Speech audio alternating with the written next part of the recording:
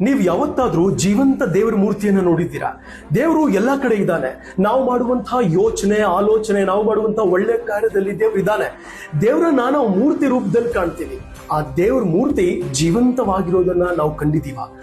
ತೆಲಂಗಾಣ ರಾಜ್ಯದ ವಾರಂಗಲ್ ಜಿಲ್ಲೆಯ ಮಲ್ಲೂರು ಎಂಬ ಊರಲ್ಲಿ ಲಕ್ಷ್ಮೀ ನರಸಿಂಹನ ಮೂರ್ತಿ ಜೀವಂತವಾಗಿದೆ.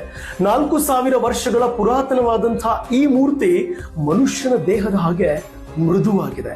ಈ ದೇವರ ಮೂರ್ತಿಗೆ ಹೂವನ್ನ ಇಟ್ಟಾಗ ಆ ಹೂವು ಕೂಡ ದೇಹದ ಒಳಗಡೆ ಹೋಗುತ್ತೆ. ಕೈಯಿಂದ ಜೋರಾಗಿ ಒತ್ತಿದಾಗ ಆ ಮೂರ್ತಿಯಿಂದ ರಕ್ತ ಸಹ ಬರುತ್ತೆ. ಆ ದೇವಸ್ಥಾನದ ಅರ್ಚಕರು ಹೇಳ್ತಾರೆ, ಆ ಮೂರ್ತಿಯ ಹತ್ರ ಹೋದಾಗ ಆ ಮೂರ್ತಿಯ ಉಸಿರಾಡುವಂತ ಶಬ್ದ ಕೂಡ ಕೇಳಿ ಬರುತ್ತಂತೆ.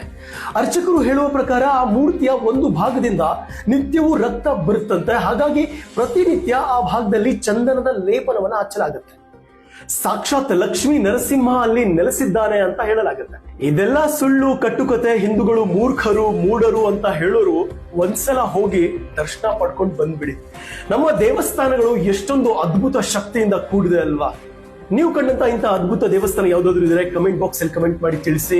ದೇಶದ ಇತಿಹಾಸ, ನಾಡಿನ ಇತಿಹಾಸ, ಸಂಸ್ಕೃತಿಯನ್ನ ತಿಳ್ಕೊಳ್ಳೋದು ನಮ್ಮೆಲ್ಲರ ಕರ್ತವ್ಯ. ಕೂಡಿ ಕಲಿಯೋಣ, ಕೂಡಿ ಬೆಳೆಯೋಣ, ಎಲ್ಲರೂ ಸೇರಿ ಮುನ್ನುಗ್ಗೋಣ. ಜೈ ಹಿಂದ್.